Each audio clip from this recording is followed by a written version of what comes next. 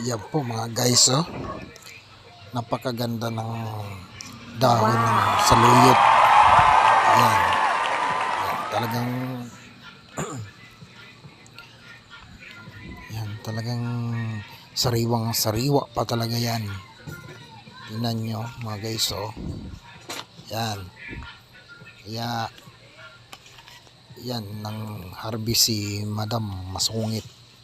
Magugulay daw siya ng munggo na hinaluan ng saluyot. Yan. Saluyot po yan. Yan. Di ba napakataba?